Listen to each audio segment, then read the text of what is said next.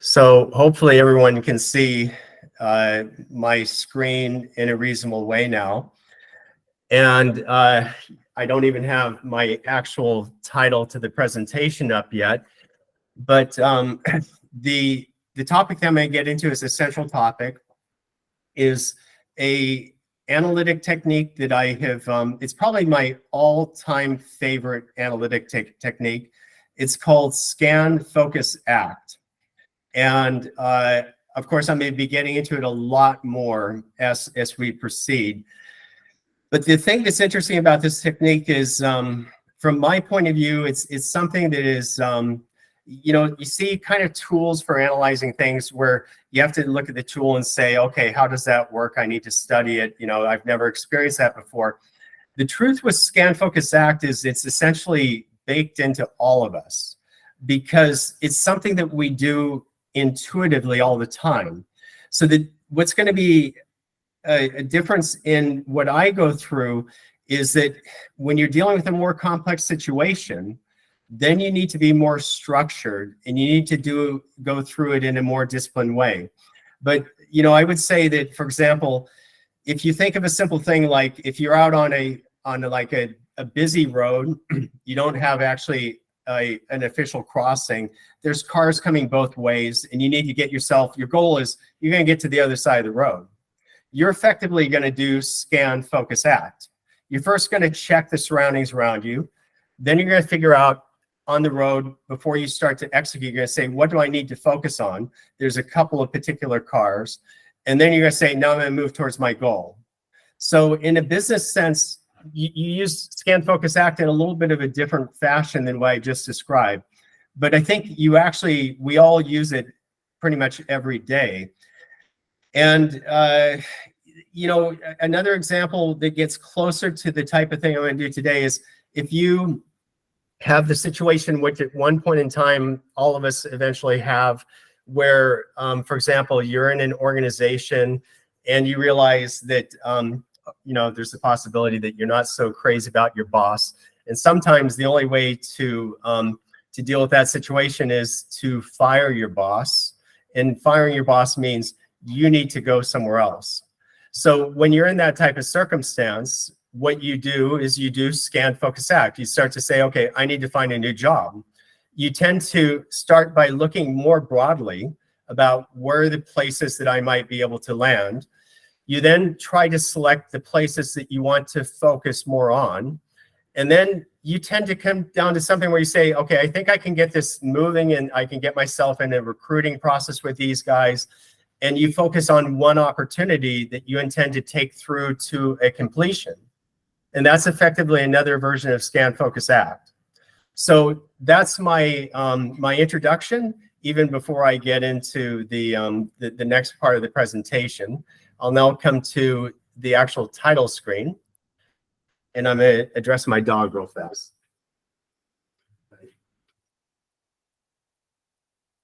So, Scan, Focus, Act, in the context of a hackathon, I would say it is a macro hackathon hack, and it is for use with other hacks. And I call it a macro hackathon hack because it's a technique that is used extensively in a lot of settings. And it's used when you need to do a very fast type of evaluation, decision-making, and then action-taking type of process. So it's pretty much excellent for hackathons. And so the goal is, if you are going to use this particular technique, is maybe you will emerge at the front of the hackathon pack. In the case of our hackathon, that will mean that your team will be selected. You'll get this 10,000 euro grant, which you can use for the further development of your business. And we will have information at the hackathon about how that grant may be used. I'm not going to go through that here, but that information is going to be available during the hackathon. And I'll just move on to the next step. And the next step is that I'm going to step aside. I'm going to give you a kind of a very broad example of I'm going to tell you a little bit about what I'm trying to do nowadays relative to Riga and Latvia. And I'm also going to say we quite often. My wife is Latvian. She comes from Riga. And in the past several years, she's been back working in Riga, and we spent a lot of time there. But I've been going to Latvia for coming on about 23 years now. And I know Latvia pretty well. And I'm actually going to show you the result of what I would say for me has come from my using Scan Focus Act in recent years. I'm going to talk about actually the Latvian labor market situation, and I'll start to get into that. So whenever you're dealing with strategy, one of the rules of strategy is never deceive yourself about the complexity of a problem. It's often, if you're trying to do something that has a strategic nature to it, your whole idea is be really brutal with yourself about the circumstance. Because when you talk about, like, in a business environment, achieving something that gets you a strategic outcome, doing that takes immense focus and effort. It's really hard to do. And if you're not extremely honest with yourself about the scale of the problem, you're probably going to underestimate what you need to be working with and to do. So in this context, I start with the globe, but I'm not actually focused on the globe. I'm focused on the region of Latvia. And I want to just talk about that briefly in the context of 4 dimensions. I'm going to start with demographics, mindset, politics, and I'm going to finish with economics. So let's get into demographics. It's not a pretty picture. This is a very detailed diagram. I think for certain people, you'll have difficulty to read it on your screen. So that you know this presentation, we're going to make it available so that anyone that wants to have the full presentation, you'll be able to grab it and download it. So if you want to grab it and come back through it at another time, you're welcome to have the whole presentation. So what you see here on demographics is that if you look at Latvia, in the European Union, it has by far the worst forward-looking demographic profile in the entire EU. And in terms of high-income countries, and Latvia is a high-income country, but it's on the low end of the high-income scale. Latvia is in that same type of circumstance. So Latvia's demographic situation is just going to get worse as time goes on. However, it's possible to actually fix that problem, which I'm going to get to in a few minutes here. Then you come to mindset. I've worked all over the world. I've worked in Korea. I've had interactions with places like dealing with like Taiwan, China, pretty much all over Europe, actually with Russia and places like this. And of course, you see all kinds of different cultures and ways of working. And what I would say is, to be frank, when you look at Latvia, there's kind of this mindset of there's a difficulty to see possibilities rather than issues. And there's a very kind of looking in mindset. And I think, so this is my opinion. I think some people will disagree with me, but I think that when you put this together with that demographic picture, it's not good. Then we come over to politics, and the problem in Latvia, in my opinion, not everyone's going to agree, is that the political environment is quite fragmented and is distributed, and it's frozen. There's difficulties to be able to move things along and start to make advances. Even if you look at, for example, what's happening in places like Estonia and Lithuania. So let's come over to economics. From an economic perspective, I could give you all kinds of charts and data, like all kinds of charts and data. But the problem in Latvia is we're underperforming on key per capita types of measures of basically wealth. We are hugely underperforming our R&D investment. We are hugely underperforming on people who are in the STEM area. I think that we're heading towards, we have modest deficit spending by the government. I think it's going to get worse. And the problem is it's difficult right now for the government to fund healthcare, education, these types of things. It's going to get worse with that demographic picture in the future. So it's a little bit of a problem. Then the question is, and this is where I've done Scan, Focus, Act. The question is, okay, how do you address that? Because it's a really challenging situation. When you are doing the development of like a business or something like I'm speaking about here, you always want to have a very clear and precise goal. As I get into talking about the hackathon, I'm going to be really emphasizing have a clear and precise goal. I have a lot more detail behind this, but my goal is 333-1040. I'm just going to quickly go through it because the idea isn't to present all this here. What it comes down to is it's not an internet protocol address, but it's to have 3 Riga located commercial enterprises. Each of them are going to have 3 billion euros in revenues. Each of them will have at least a 3 billion equity market capitalization. I'm skipping some of the details here. Each of them is going to be driving a global workforce of about 10,000 people, and this is key. They're going to have their knowledge workers based in Riga, and this can be achieved by 2040. So what you see here is something that is, if you look at the largest company in Latvia today, when I say 3 billion in revenues, that is 3 times larger than the largest company in Latvia today. And what it summarizes as is 3 companies, 3 billion revenues, 3 billion market cap, a 10,000 person workforce by 2040. So how do you do it? You don't try to pick those 3 companies. And now I'm going to explain why I'm so interested to be doing this presentation today. I'm not interested in participating in a hackathon. I'm interested in participating in the hackathon in the context of the fact that Latvia, and particularly in the Riga labor market, we can develop a really rich and strong ecosystem if we have the right mindset and we have the right techniques. And it's actually a portfolio strategy. So it is this idea that if you think of startups, I had 333-1040, that big picture goal. But the idea is that to have many, many, many startup companies that find places and ways to grow. And so their targets are in the category of XYZ a year. And when you start to get an ecosystem going, what happens in that ecosystem is this.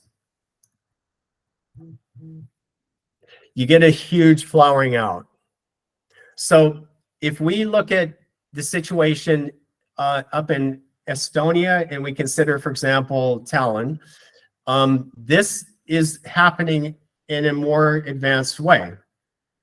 But if we have the right mindset, we can easily do it in Latvia. The other thing I can tell you is I grew up actually in Seattle, Washington. I grew up very close to where Microsoft is headquartered. When I was a teenager, Seattle, Washington was basically a place to leave. It was finished. And then Microsoft actually located there. And this flowering out, from the time I was a teenager to where you are today, this is exactly what happened to the Seattle area labor market. And it can happen in Latvia as well. So I'm going to move on. Now we're coming to another picture that I think is pretty cool. I'm going to briefly go a little bit into the past. I'm going to talk about a guy by the name of Doug Engelbart. He was one of the original people involved with the development of the internet back in the 1960s. Many people don't know that if you look at the heart of the internet, at the foundation of the Internet Protocol Suite, it's that internet protocol and also what's called TCP. Those protocols were written in 1972. And he was part of 2 main units that were involved in the development of the internet. He was involved with the one that was most inspiring, I would say. He wrote a very famous article. It's very long. It's about 120, 150 pages. It's called Augmenting Human Intellect. I'm not going to take you through all of this text, but what I'm going to tell you is he essentially described, it's a really fantastic piece of writing, and he was a fantastically creative person. Inside his organization, they developed a technique that they called bootstrapping. And bootstrapping was to do very, very rapid development around ideas that they targeted. And so bootstrapping is essentially what you do in hackathons. And bootstrapping essentially uses the scan, focus, act technique. And so we're living on this foundation that comes from a person like this. And so a really, really interesting person. I'm going to move on to the next point.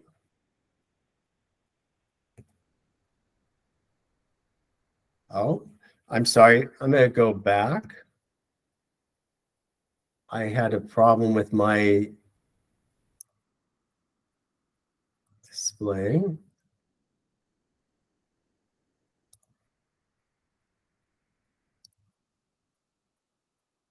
Sorry about that.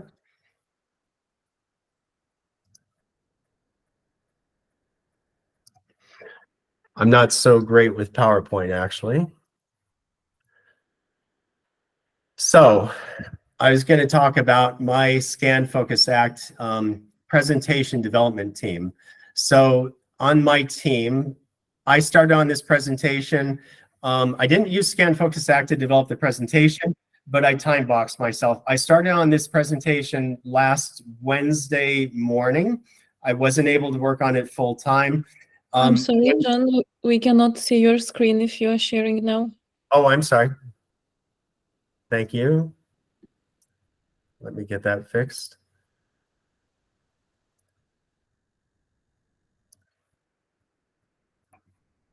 How's that?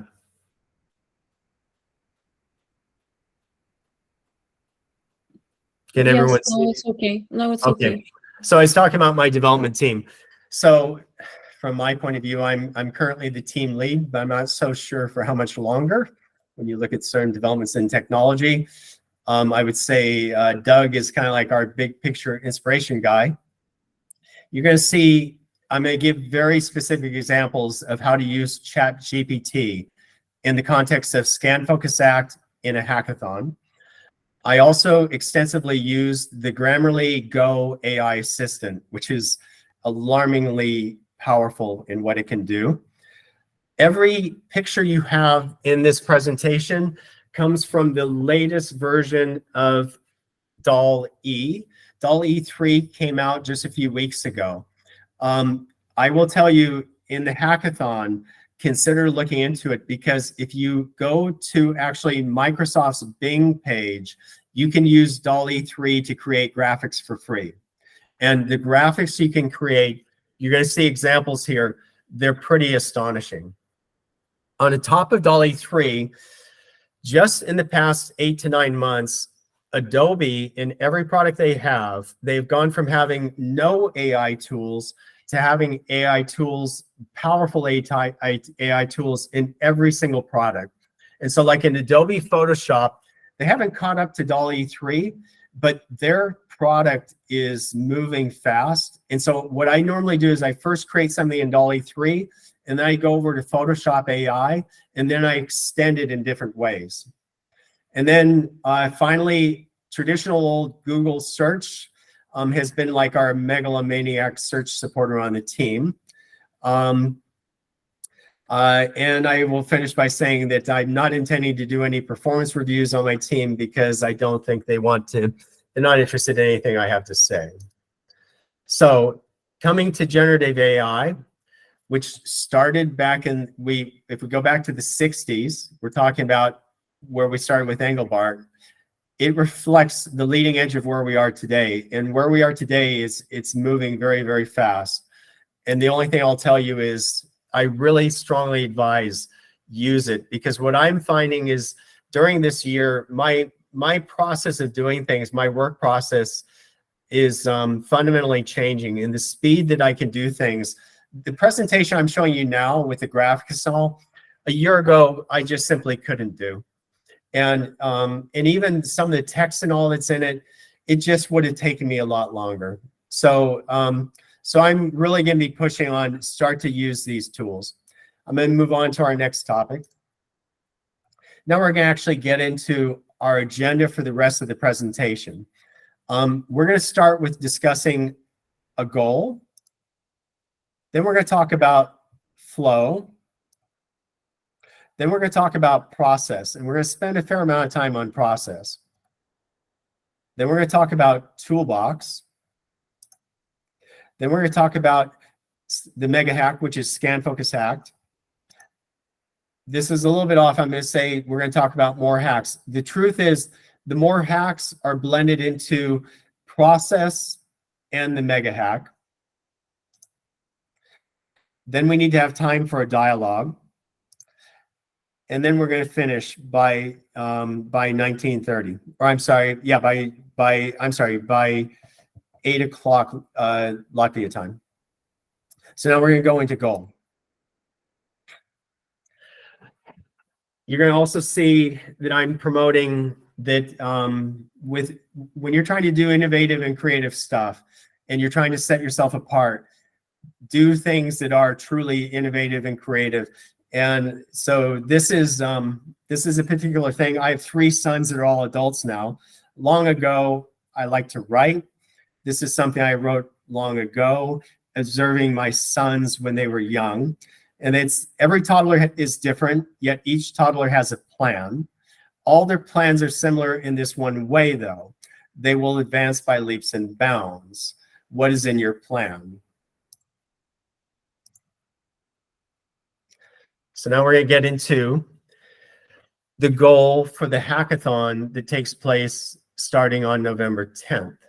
So when you get to Sunday afternoon, November 12th, and you can go to the site that we just provided you the link for, and you can see a quite good description of how we're going to go through that flow. You will make a short presentation to the judges panel. How you make that presentation, that's up to you. But consider addressing the following.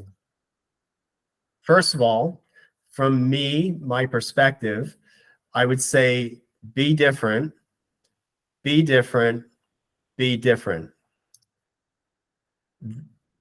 In that context, you have to introduce your solution quickly. You'll have about, I believe you're going to have about 15 minutes to present. So you need to do that introduction to your solution very quickly. You need to delineate what is the pain or opportunity space you're addressing. We're going to get into that a lot more. You need to say how and why you chose it. You need to identify its customers, competitors, partners, and so on. You need to describe it. Then you should describe it more. I would say consider even using things like metaphor. Describe it more, maybe use an allegory. State your business goals. What's in your development plan, financial plan, customers, and so on. Leave time for Q&A. Make sure you leave time for Q&A. And then this is the most important thing. From start to finish, sell, sell, sell. The interesting thing in all my experience is that, you know, you see situations where there are amazing products, solutions, services, things like this. Like in the way they're developed, they're just outstanding. But they don't have good sales capability, marketing and sales capabilities behind them. And I tend to like to build and design things. But the truth is, something that is quite average, that has great selling capability behind it, is going to make progress and be a success. Something that doesn't have that, even if it's outstanding, it's going to suffer. And so my advice is always never shortchange what you do with selling. I'm going to keep moving. Now we're coming into flow. And another item that I have from some years ago is those who are playful leave a powerful, who are not playful leave a powerful tool in the shed. And we're going to talk about putting this hackathon in the context of business, the development and life cycle of an enterprise. So I'm going to go through this pretty quickly. If you think of an enterprise life cycle, it breaks down into ideation and inception, startup and launch. So in the context of the hackathon, people coming to it, they're probably on item 1, or they might be on item 2. But as you continue, there's growth and expansion, there's maturity and stability, decline and downturn, reinvention or exit strategy, demise or transformation, and then post-event lessons learned.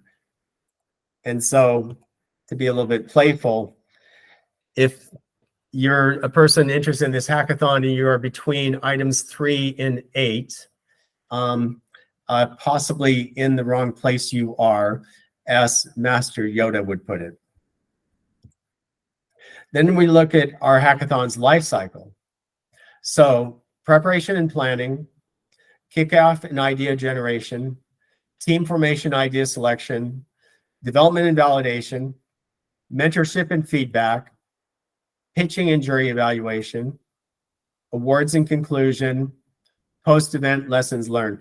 But the truth is, so where we are right now is we're on preparation and planning essentially, because I'm hoping that whether you come to this hackathon or you go to other hackathons or you get into settings where you're trying to do accelerated development, I'm hoping that this is maybe something that you find useful and you'll grab and try to take to other places. But right now we're doing preparation and planning essentially. And the truth is, as you go in these other steps, they're a little bit more messy. They tend to be very iterative as you get through them. So I think with the hackathon, energy-wise, you may come skipping in, but you may go crawling out. It's if you think of going from the Friday early evening to Sunday late afternoon, there's a tremendous amount to get through. And so this puts it in the context, that broader context of what we're doing. And then I'm going to talk a little bit about process now. And I have a couple of steps to go through on process. This is another item that I have from some years ago. I got this one day when I was out doing like a training ride on my bike. I saw a dog that was carrying its own leash. So today I saw a bouncing happy dog carrying its own leash. It's kind of obvious why that creature looks so content. In the context of this hackathon, Scan, Focus, Act is only a tool. As with other tools mentioned here, other hacks, you're not required to use it in the hackathon. So your team decides the approach best serving it to hit the target, the goal. And this is something that I've always found interesting over the years is you see it in small organizations and very large organizations, which is they confuse means with ends. They confuse tools with goals. Your goal is that very specific target you can get to, but then you have all kinds of tools. And sometimes what happens is you start to think, I have to use the tool. It's about using the tool successfully. With a tool, you use it as long as it serves you. If it's not serving you exactly right, you try to modify it. If it's not serving you at all, you put that one back in the shed and you take another one out of the shed. So this is just a tool. And if you come into this hackathon or you go into another hackathon and you maybe consider this and you start to say, wow, I don't know, we don't know if we can pull it off. It doesn't feel right. My very strong advice is try to reach that conclusion quickly and find your other tool, because this is just one. Next point. I think this applies to the hackathon environment incredibly. It applies, in my experience, to every type of work effort I've ever seen. People always have this thing of plan your work, then work your plan. That is That is one of the most fundamentally important things to do that takes a lot of discipline. And when you talk about how you do that, this is the context. You're thinking in terms of process, people, technology, and culture. So we talked about your goal. The way you're going to get to your goal is going to involve a process. And Scan, Focus, Act, what I'm showing you is one particular type of process. So you have a process. What you put into your process, you have an input coming in, you have an output coming out. In the case of a hackathon, your input coming in, if you're coming in without a developed idea, in our hackathon, you can come in with a developed idea. But if you're coming in without a developed idea, your input is essentially ideas and information, and your output's going to be a solution. And then supporting your process is going to be the most important thing, the people on your team. And your people on your team, more than ever, as I was explaining with this thing about who I said was on my team to develop this presentation, it's technology. And the technology here in the past year, the power that starts to come, it's really something. But then you have this thing of culture. And what that is the people on your team, with the dynamic that they have, whenever you do a difficult work effort, there's a lot of pressure. And at some point, that pressure tends to go too far. And what you need to do is have this kind of attitude within yourselves and between yourselves of how you're going to get through all of that. And if you don't address culture, and if you're building an organization and you don't address culture, you're not going to get to your goal. So all of these elements, you have to have them in the mix. But if you miss on culture and you hit on all the other elements, in my opinion, it's not going to matter. You will not get to your goal. I'm going to move on to our next point. We're still on process. And now we're to a triangle that's without a circle. And we're coming into a different type. These are essentially all hacks. These are sub hacks for the Scan Focus Act one that I'm talking about. So in this case, we're going to look at this: scope, cost, time, quality. And then I'm going to get to this in a second. I'm just going to build this a little bit further. I'm going to build it all the way. Okay. So what you're looking at here on the three outer parts of the triangle, the points, these are your triple constraints. So anytime you're doing any development, if you have 2 years to do a development effort, or if you have 3 days, like in a hackathon, to do a development effort, the bounding of what you're going to do is going to be your scope, your cost, kind of like your funding, and the time that you have. And then you're going to have quality. So what happens is, if you don't manage those three bounds, scope, cost, time, and you don't do it very well in terms of how you conduct your process, you're not going to come out in the right place on quality. And so there's other considerations as you go through this, but it's really useful to consider this type of framework. And I would say anytime you're involved with a work effort where you're developing something and you're like trying to develop a business or something, you want to be thinking constantly in terms of scope, cost, time, and how that has an effect on quality. And then I have this little saying at the end where I'm going to get a little bit more theoretical. Turing and the rest of us. I don't know if anyone else knows about Alan Matheson Turing. He goes even back in the process of the early stages of our information technology space.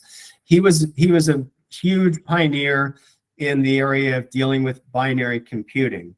Most people don't realize that the logic that is behind binary computing actually takes us back to the 1850s and a really brilliant British guy by the name of George Boole. I'm not going to talk about George Boole right now, but I'm going to talk about Alan Matheson Turing with his most famous work, which was from the mid-1930s, because in the mid-1930s, he described theoretically, and this description is unlikely to ever be modified, how the perfect computing system is pretty much certain to work. So he developed this thing called the Turing equivalence theory, and it said, if you have all the time and all the resources in the world, the system that is Turing equivalent can solve any problem that is actually solvable. So you have problems that take you into, for example, infinite loops. And then you're never going to solve that problem. You're in an infinite loop. But if it's a solvable problem, so he said, I don't need to know what every problem is in the universe, but I'm developing this theory. I'm going to say that a computing system that meets these parameters can solve any problem if it theoretically has all the time and all the resources it needs. We live in a world, and we've been living in this world since at least about the mid-1980s up into the mid-1990s, where essentially every system we deal with today is actually Turing equivalent or Turing complete. So I'm doing a little bit of an aside, but I'm talking a lot about use information technology to advance yourselves. And so my joke here would be, okay, so that's Turing equivalence, but for the rest of us, the triple constraint is where it's at, because the rest of us have to live with those constraints. I'm going to keep moving. I'm still on process. And this is actually another kind of hack that is useful in hackathons. I'm going to go ahead and build this.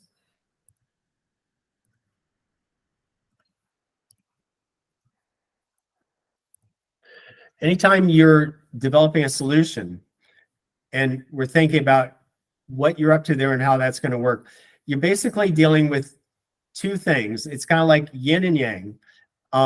And there's a very human dimension to it around the culture of the organization or the team that you're working in.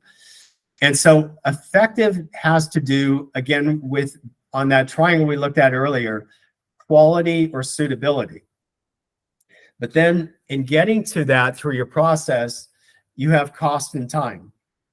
So it's always useful, even when you're involved in a hackathon, and also when you're coming to present to the judges, to be thinking of what are the dimensions of, what has to do with the effectiveness of this, what has to do with the efficiency.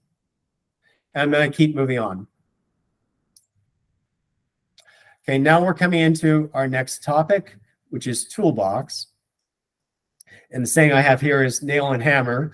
A nail wants a hammer, but should you be driving a nail? That's my point about never let yourself think, I must use this tool. If your tool's not serving you, get rid of it, find another tool. The sooner you can recognize that, the better off you will be. So again, if Scan, Focus, Act is not serving you, find another tool. Okay, so regardless of the tools discussed here, you choose what to use. This, however, in using tools, here's what you must have done, must do or have done. So if you come in with a solution to this hackathon, you will have already done some of this thing. Understand your solution space. Find a problem or opportunity in it. Define its bounds. Assess its size potential. Assess its difficulty to address. Never deceive yourself about difficulty. Anything that's been done, was probably pretty simple. So anything you're trying to do is probably pretty difficult. Assess your competence to address it. Assess who else addresses it. There's very few things in this world that someone else isn't already doing.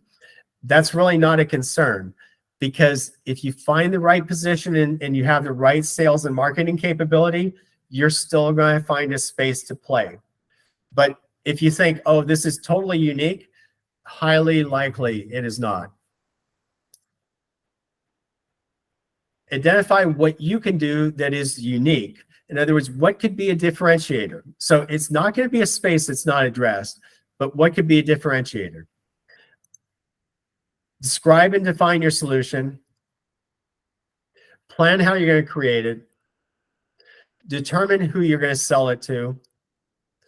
Create your sales pitch. Incredibly important. Do not come short on your sales pitch. And then sell, sell, sell. And then iterate. So this applies to every type of tool we're talking about. But what this essentially comes down to, on the left side, it summarizes to, you will essentially always scan, focus, act, and then you'll repeat. So that's starting to give some context for where we're going. And now we're getting into scan, focus, act. Okay. I'm giving an example here of how really useful ChatGPT is.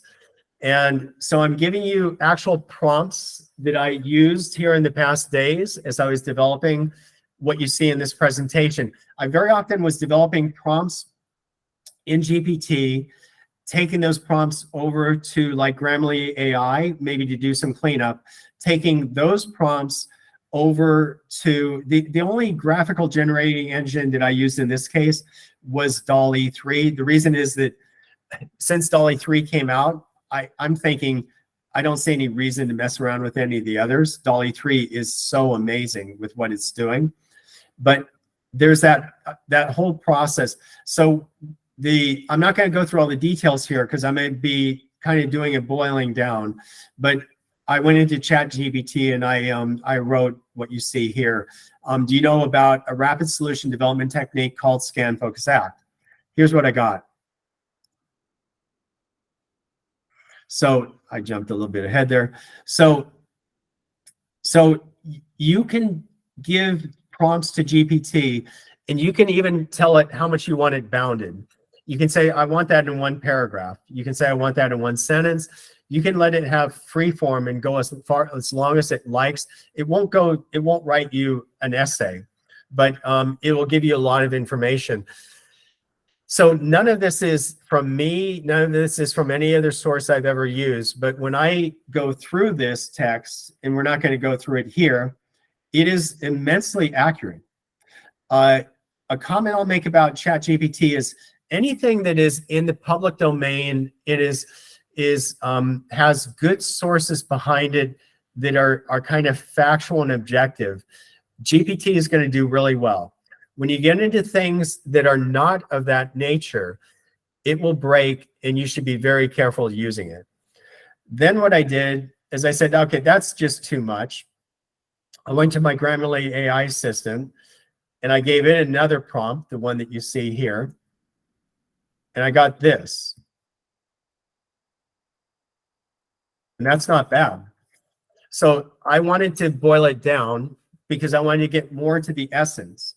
So what Grammarly AI came back with is what I highlighted there, but it gives you a good succinct description of the scanning phase, the focusing phase, the acting phase, and explains to you that it's a widely used technique in business marketing and project management to achieve success. It's exactly right. However, if I was only going to present to you today how Scan, Focus, Act worked, I wasn't trying to show you that technique of drilling down. I wouldn't show you all this because I could still outdo these things.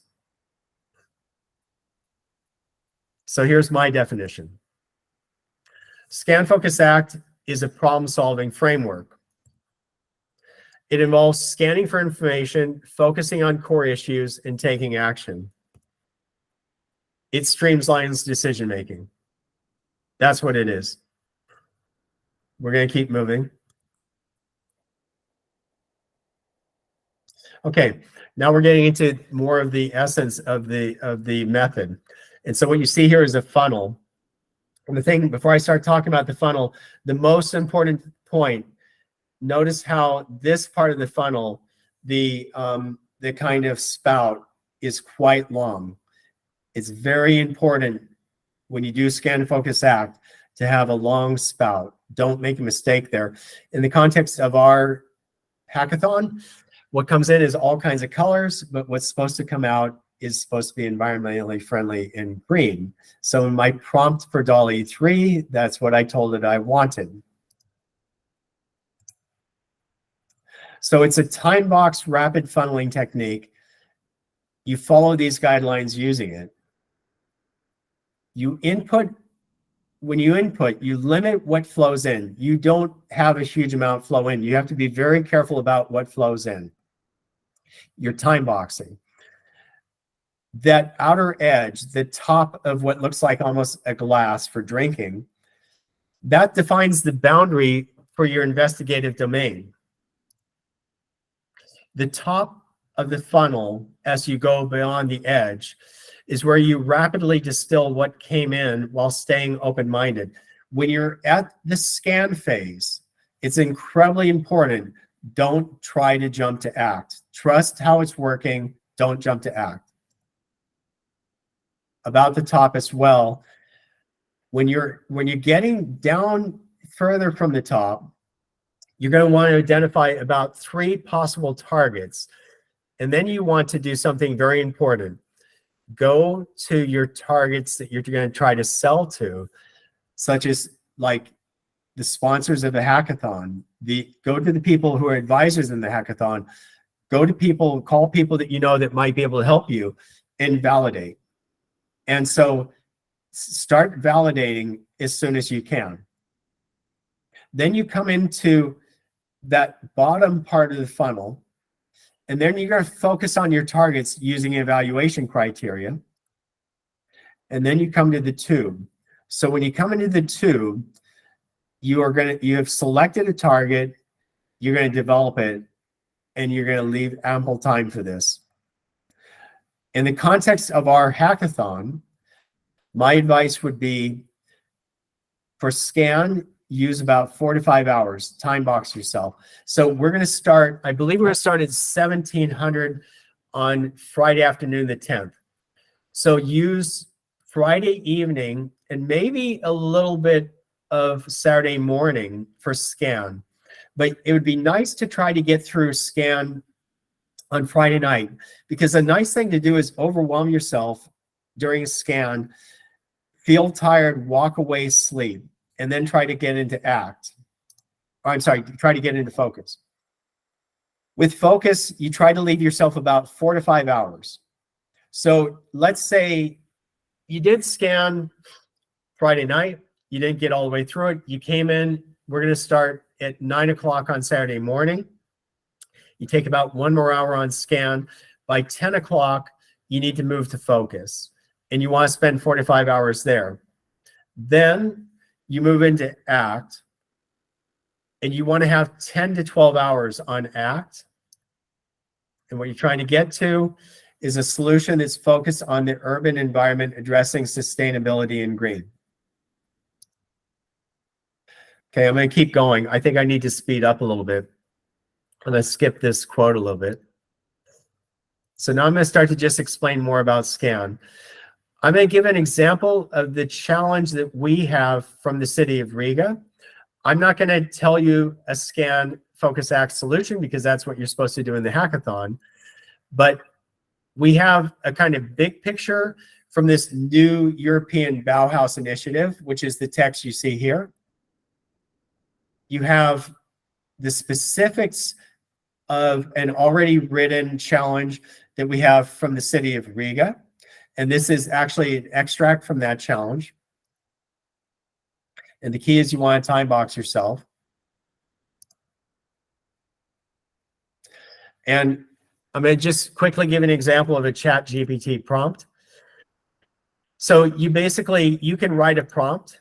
And what you can do is you can take, this is actual text from the challenge from the city of Riga. You can take all this text and you can put it in as one prompt to GPT, and you can tell it you want to get information out about that as to where you might orient your scan. And so this is the reply that I got back from GPT. I'm not going to go through all of it, but it's interesting because it starts to give you your scan. You have to figure out where you're going to still gather that information. So it talks about roof spaces, facades, plastics, e-waste, bicycles, food waste, construction, air quality, safety, circular economy, smart waste management, stuff like that. So it can be really useful to get going with your scan. Okay, now you're going to actually launch your scan. So what you do as you're gathering information is always keep your goal in mind. You're going to rapidly gather information where you want to look further at that information. You're going to quickly investigate what you've been gathering. You're going to throw a lot of stuff out. You're already going to start to go down that funnel. After you've thrown a lot of stuff out, you're going to look more carefully at what you've got left. You're going to start trying to shortlist target spaces. So you're not going to focus, before you come to focus, you need to have shortlisted what your target spaces are that you're going to try to focus on.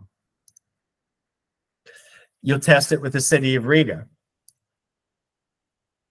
And the key is do not narrow too fast.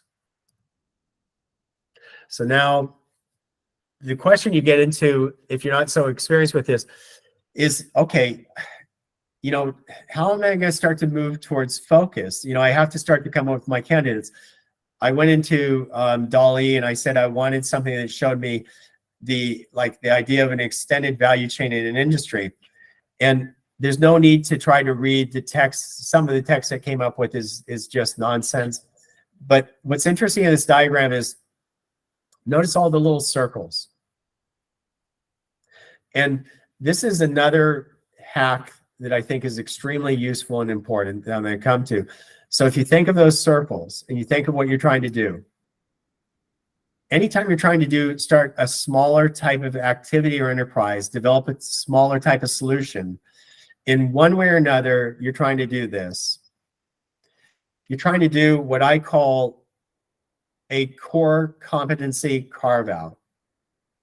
Okay, so what's a core competency carve out? There's a lot of different ways to describe it, but think of it a little bit like this. It's like trying to turn a make into a buy. If you look at the city of Riga that does all kinds of things, you could say they have all these activities. They don't always do them well. They're spread all over the place. They're not overly efficient. You could be more efficient. You're trying to say they're doing something in one of these circles.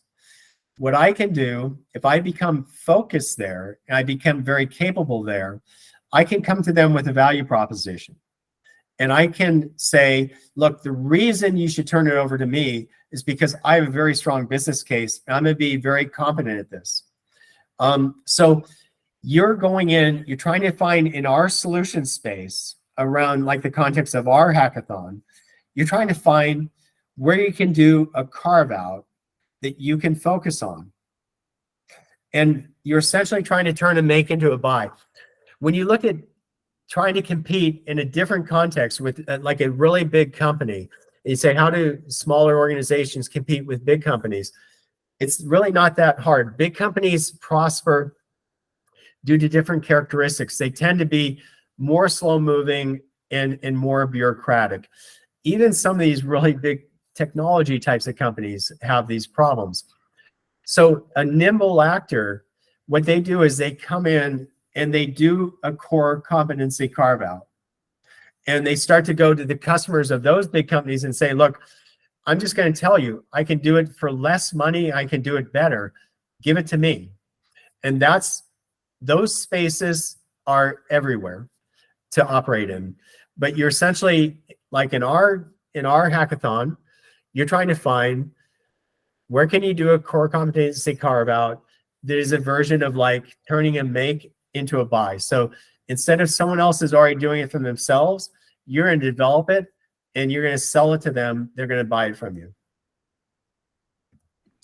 I'm sorry, John. Sorry for interrupting, but I want to mention you that it's 27 minutes left until 8. I'll accelerate. Okay, if you already have a solution, SFA still works. This is just, and again, my presentation is available for anyone that wants to have it. So you can grab it and you can go through it with more leisure. But this is an example of going into GPT, saying, I already have a developed solution to help me out. It tells you you should look at these things. And what I'll tell you is, in this context, if you already have a developed solution and you're in our hackathon and you're asking maybe for where should we focus, I'm going to have a strong hypothesis. You need to improve your value proposition. Okay. Next thing, this is supposed to be a picture of me from Sunday night. At some point in this process, you will hit a wall, as I did while building this presentation. The slide that you just saw is where I was late Sunday evening. Hitting the wall is normal. Do not give up. And then I went into DALL-E and I said, I gave it a prompt to create the image you see here. The text you see there is the prompt that I gave. We're into focus. And I'm going to quickly talk about this picture. The picture is interesting because now you're trying to change the way you look at a situation. So this picture is quite okay in that respect. It kind of turns the idea of maybe like a city into more like some type of electronics factory or something like that. This is okay, but the problem is the people, they just look so like business-like, and they look so removed, and they have the magnifying glass staring down at the ground. So this picture is too wrong. This picture gets more right. The reason why is now the people that you see, they're spread out. They're all wearing suits. They got the magnifying glass focused on something worth paying attention to. They're taking different perspectives, but they've still tried to reframe the situation. That's what you're trying to do as you get into focus.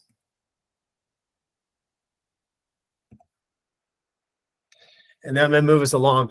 So just to reflect really quickly, if you think of people, process, technology, and culture, our 4 dimensions framework back in process. Know-how, scan, focus, act is the process. It's driven by the triple constraints. Returning to the 4 dimensions, your team is the people. They're using a lot of technology as they're trying to find a solution. It's very much about culture. And you can see there's other hacks here with this mega hack. So how you get through this step, it's highly iterative. You have to embrace that iteration. You're seeking to qualify what becomes your target. You expect to move back and forth extensively.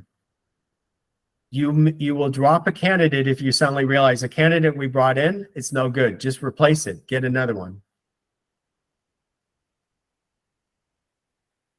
And there's a lot of techniques to help you evaluate candidates. This is where we get into the other hackathon hacks. And those are introduced in this presentation. I'm trying to move this along a little bit. And you need to use a lot of intuition here. Okay, so your steps are, you focus on the goal. You need to think in terms of a value proposition that you're trying to get to. You need to iterate. You need to validate. If you hit another wall, you need to recover. It's normal. And stay within your time box constraint. In terms of trying to work with your goal, use ChatGPT. So I won't go through these steps in detail, but what I did is I put it in and said, help me get to a good, succinct description of my goal. And it came up with what you see here. Transform urban buildings into energy efficient, sustainable assets.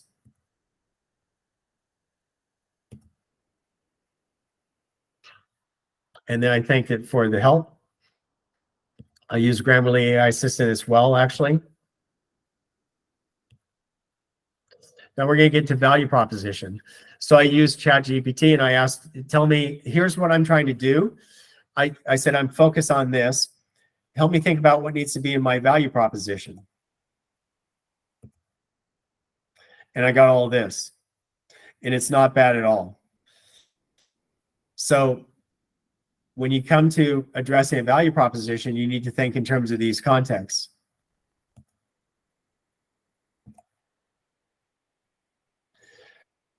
So that was too much detail. So I also used Google, and I got this, which is even better. This is a great description when you come into a hackathon, but in general, when you're trying to do value propositions, this is a great description of what a strong value proposition does. And then lastly, as you're moving through and you're starting to head towards ACT, be different, make it unique.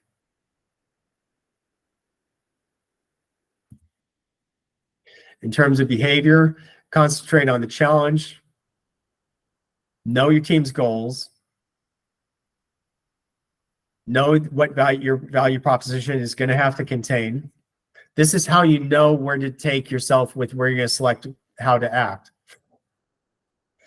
With your focus candidates, you scan, and then you have to have time to iterate and iterate and iterate. And then you make your solution pick. And then we're really moving along now because we're going to start to move towards ACT, but we're going to do this little bit here first. So here you have this guy who's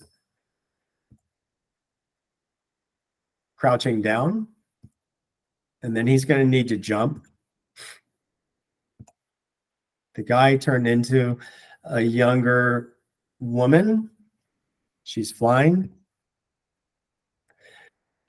The guy and the woman are together. Now they're more like teenagers flying together. They're extending into it. They're younger now. They're more like adolescents. They're lifting up. Now it's a group of 4. It's closer to the size of a hackathon team, and they're even younger. They're preparing. They land. And then they smile. And then they're ready to move on to ACT.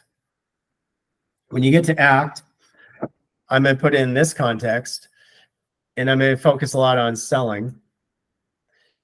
It's a little bit like that Schrodinger's cat paradox. When you get in front of the jury, think of it as you have a cat in the box, you're going to open the box, and in front of the jury, you're going to find out, is the cat actually alive or dead?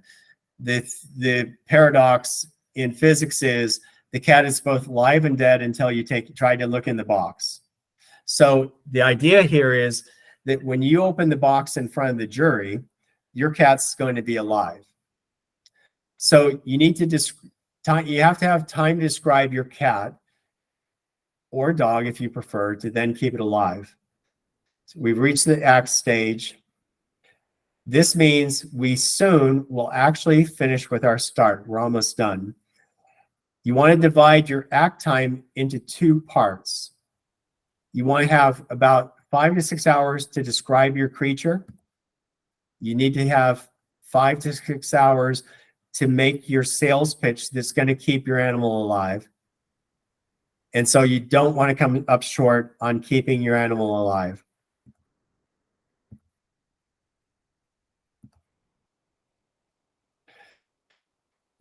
I'm going to go through this very quickly. My point is, it's very common that parties, not just in the setting of a hackathon, that they just try to jump all the way to ACT and they spend all their energy. But the problem is they haven't done all that validation, and then they come up short. And when they come up short, there's no fixing it. So when you use this tool and you get it to work for you, it avoids those types of risks. So I asked GPT, what are the elements of a good business plan? It gave me those. You need to look at those as you're starting to define your solution. However, you will not have time to develop a full business plan in the context of a hackathon. You want to think around these types of contexts and dimensions, but you can't do a full business plan. And then we're back to the beginning. Because we're back to what you have to do when you hit Sunday afternoon. So when you get to the second part of ACT, you're preparing to do this. And I apologize for going a little bit too slow, but we're into dialogue. There's just one more little thing I was going to add. Anytime you're trying to develop a solution, you're trying to be a change agent. And the aspect of being a change agent is, in some way or another, you're always going to be disruptive. You're not going to be conventional. You're not going to match everybody else. So an agent for change, they meet their change targets where they are.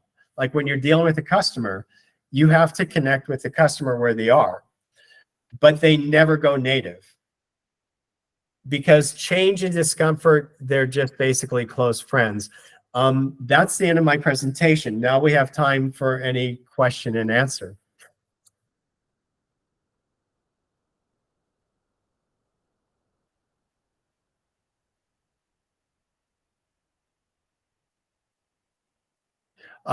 Yes, Nicholas. Well, I think you blew everybody away. Okay. So I'm Nicholas Stanchoff, for anybody out there who wants to know. I'm also a change agent. I've done a bunch of company restructurings and a bunch of startups, and I'm really looking forward to this hackathon. Yeah, by the way, Nicholas, you have to explain that you're also one of the mentors and coaches. Okay, I'm one of the mentors and coaches, and I'm actually working in this space. Exactly. But so I'm going to interrupt you, because the thing about Nicholas is I might have tools and techniques, but Nicholas has context, just so you know. Yeah, I've actually done it. A couple of points that I'd like to make first, from an American listening to an American and not knowing what maybe some Latvians understood. One metaphor about driving: in American, you drive a nail and you drive a car. So just for you to know that that mixed metaphor, it actually did make sense, and it was really kind of cool. Regarding the people who made this all happen, I think that whereas the value of what Douglas Engelbart did, it also came with a very disruptive person who helped move things along, which is Stuart Brandt with the whole Earth catalog. So you need both the kind of very rational, logical thinker that was Engelbart, and somebody who thinks out of the box, like Stuart Brandt. And I think that's one of the things that we're, as mentors, we're going to need to really be thinking about. Regarding using AI, I want to put a little underline. I use it just the way John does, but I think what we both have is a lot of critical thinking. And this is where, unfortunately, I'm already seeing in the work that I'm doing, people using AI without the critical thinking. So be very, very, you really have to think very hard before you ask the question. And just like John, I also use not just Grammarly, but also use Quillbot to restructure my, and then I say, wait a second, that's not at all what I was trying to say. And then I go back and I do this iteration of question and answer. And I think that's really, I think here, John is absolutely right. AI can really help our productivity. About Bootstrap, the idea of bootstrapping, that's what a computer does every day when you turn it on. But also, there is this idea that you take a team of people who really want to do something, you throw them in the basement, you give them a little food, and you let them work very hard. And out of that comes something. And that's part of what the hackathon is, basically putting us in a boiler pot and pushing it. What I wasn't so clear about was a step across your earlier circle, then to the triangle. And I wouldn't mind if you would explain that again. Before you do, I just want to say the funnel, brilliant, really exciting. About the customer, one of the questions that we really have to be careful of, who really is the customer? Here, the city of Riga is trying to solve a problem that its citizens have. So is it the city? Is it the citizens? That's one of the things to think about. And what I would suggest to structure the business plan is maybe, what do you think about using a business canvas model as a template? That may be something that could be useful as well. I don't know how familiar everybody is with that. And finally, yeah, this is really about being disruptive, and that's sometimes difficult. So John, really, and I do want your presentation. I want to send it to all my team for them. You're welcome to. The idea of this is use it freely, steal with pride. Great. So you asked about that move from the first triangle to the second. I don't know if I can do really enough justice for explaining it. There's kind of more in between those things than I was thinking to get into here. Okay. But what I would say is those constraints, for example, during the hackathon, and I think this is a technique that works really well for a hackathon. My old company, we actually had around the world what were called accelerated solution environments. We brought customers in, people from all over the world, and they essentially had usually 3 days to get to a solution. This fits exactly. So if someone's trying to understand those frameworks, I can come and meet them and talk with them more. But it's about being very clear on how you're bounded before you start your work. And it's very closely to that thing of always plan your work and then work your plan. Great. Okay, let's see. I'm not so good at how to see who else might have a question. Does anyone else have a question? Oh yeah, Milda. yeah, Milda. You're muted. You're muted. Oh, did I? Sorry. Oh. I said, Yeah, I'm sorry. I've done something wrong here. okay. There, Can you hear I'm me? sorry. Yeah, sorry. Thank you for the presentation. I just was a little bit late for it. But I still wanted to ask, like, how it's like if I'm looking for a teammate, how it would work? Because I would like to join some team. Yeah. Because I don't have one. Like, absolutely. So we are okay. So we're in a time box process in forming this hackathon. I'm going to be fairly open and honest about the fact that we could have designed our process a little bit better as well. But it's that thing of also bringing together people that are doing this part-time and everything. I'm going to get to answering your question. The idea with this is we're hoping that we get more than 60 people who are applying. And we're going to pre-select down to the 60. We're looking for a mix of people that have existing solutions and people who are coming in without a solution. And so you're in the category of without a solution. The people that we will select, it's going to be kind of on the people who applied first are going to get priority as a general rule. When you come in and you don't have a team yet, in the early hours, that first hour or so of starting up the hackathon, I'm first going to do an introduction that takes us through the whole flow of the event. It won't be scan, focus, act. And then we're immediately helping you folks to select your teams. So we'll help you to find each other and find a team to go into. And the goal will be that by the time we get to about 1830 or 1900, we've got everyone moving with whatever they're going to do to get to Sunday. Yep. Okay. So I just apply alone and then I could find. Absolutely. Yeah. And so, thank you so much. Yeah, You sure. also need some friends to apply, right? Yeah. Let's see. So I just like muted everybody here a moment ago. Do we have any other questions?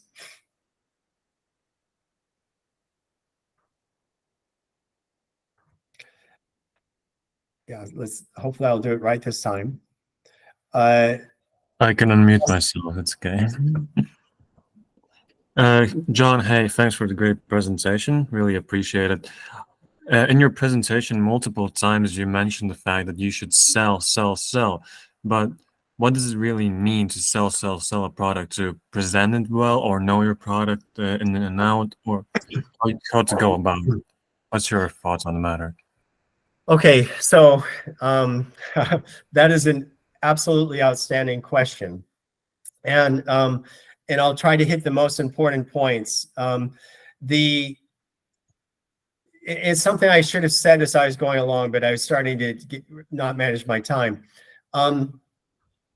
The thing is, when you look at what comes out of these hackathons, my experience is almost exclusively with what I call complex selling situations. So it's not like you're trying to sell something in a mass advertising sense, but when you're looking at developing a business or solution, you're trying to sell it to like people who are going to give you money, investors, this type of thing, early stage parties that are going to probably help you to sell through the organizations. So you're going to be dealing with complex selling. The thing that I think, and I would advise regarding like a jury on that Sunday, that I am passionate about whenever I've been involved in sales efforts, is people. I see a lot of people that say, okay, we need to understand the company, we need to understand that part of the organization, and we need to understand, what they're trying to do there. In my opinion, if you do those things, you're missing something extremely important. You need to study the people in the organization that you're going to be selling to, and you need to investigate trying to understand them as individuals and as human beings. And you need to understand what makes them click and what's important from their perspective. So you can't do it in the context of this jury type of situation. You don't have time for it. But when I'm advising people on how to sell in complex situations, something that I'm enormously passionate about, and I have this problem where I like to talk, but the thing when you sell is when you walk into a sales situation, anytime you can, get your customer to talk first and get them to talk about themselves and their business and listen. And as long as you can get them to talk. And once you've heard them and the whole time they're talking, you then say, this is how I'm in a position against what I heard. So to answer your question in this context, I would try to understand who's on that jury as human beings. So yeah, get the innate curiosity to understand the pains of the other person you're trying to convince that your product's amazing. In essence, Yeah. right? Okay, great. Thanks There's for the answer. Really appreciate it. There's always that personal connection. If you make that personal connection, it's going to take you a long ways. There's also the thing of understanding the relationship between the people in terms of sometimes they really get along, sometimes they don't, sometimes there's tension. But there's also this thing, it's not the best term, but when you go into a room and you're trying to sell to a group of people, I'm always looking for the fox. The fox is the person that I say, wait, they're respected by these other people. If I get them, sometimes the other people are much more senior, they don't have time for me. But if I get the fox and they're on my side, they'll get me the other people. And that is something I've done so many times over the years, is you look for who's really engaging with me, but also is an influencer inside that organization. You get that person on your side and they're going to get you the sale. Great metaphors, John. Really, even in this presentation was filled with such metaphors that help understand the situation altogether. Yeah, so this thing about there's not anything bad about that. It's that person that they're really connected in the organization. And there's I can't talk about the details of it, but there's something I got started with a small AI startup in Riga some weeks ago. And I'll tell you, I did exactly that technique. Well, ingenious, is it not? You know what? In my consulting, we were taught this for years. It was part of our training. Look for the fox. You're inside salesman. Yeah, exactly. You get the inside salesman and they will get you the sale. They will also make your cost of selling go down hugely. Any other questions? Yes. Hello. Thank you for the presentation. I have a question. Yeah. How to build a team, and if the team is made up of friends, how not to quarrel with friends? Okay, it's another great question. And that's what I could talk about for a while as well. There's an interesting thing. I mean, there's so much I could say about that. But I'll try to go fast, and I'll talk to you about one of my biggest flaws when I was about 25. So I entered consulting very young. I was actually hired as an undergraduate. Most people are hired like with advanced degrees. But I was leading a very big effort that had like, between my company and our client, we had like 40 or 50 people on it. And I turned it into an abysmal mess. And I was flying home to where I was living on a Friday night, and I was sitting next to a guy, and he told me, "You look horrible." And so I told him what was going on. And he basically said, "You're not very smart." He said, "You're trying to be friends with all these people." And he said, leadership in an organizational setting is not about friendship. And, you know, I really believe that when you're working in a team in this setting, you're going to be collaborative. You're not going to say, this is the one in charge. But what I would say is, when you come in with your friends and you're trying to develop a commercial solution, stop being friends. Because what you need to be able to do is, it's this thing that I have on the screen right now, is change and discomfort, they go together. And what the people that are the best people for working on these things are where you can ramp up the tension with each other. You should never be disrespectful. You should never start insulting each other, ever. But what you can do is get very upset with each other, argue, that type of thing. Some teams do that, some teams don't. But get into that context of saying, now, this isn't about us being here as friends. This is about us being here as business people who are going to get to a solution. That would be my advice. Okay, thank you. You're welcome. We're kind of coming up against our time limit, but any other questions?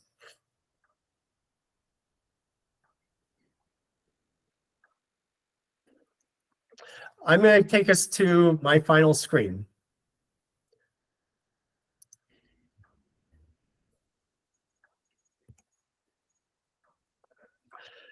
It's time for us to go out. And it's just another nice picture. So what I will say is, you can see my reason for why I want to be involved in events like this. I see it as part of a broader context. And what I believe is that we in Latvia, when you talk about that ecosystem, if we have the right mindset, we can do it. If we create that portfolio, where are those companies that I'm talking about that's going to be in that 333-1040 going to come from? I don't know. But when you have a portfolio strategy, you don't have to know. You just have to create the conditions. And what I hugely believe, I'm going to do one final metaphor about people who are risk-taking and entrepreneurial. And it is that when you're that type of person, you're a river in relation to rocks. So what rivers do is they flow towards goals. And when you're a river, you have these times when you hit things that are like a little bit bureaucratic, or it's not going to move for you. By the time you sell them something, you're going to go out of business. Another key thing about being entrepreneurial is, and I've learned over the years, is when you're a river, usually you can flow around the rocks. So you don't go and say, I have to push on the rock, I have to push on that rock, I have to push on the rock. Very often, you can just flow around the rock and you just keep going. And that would be the final thing that I would say is that when you're learning to be a risk taker and entrepreneurial, become a river relative to all the rocks. And it works.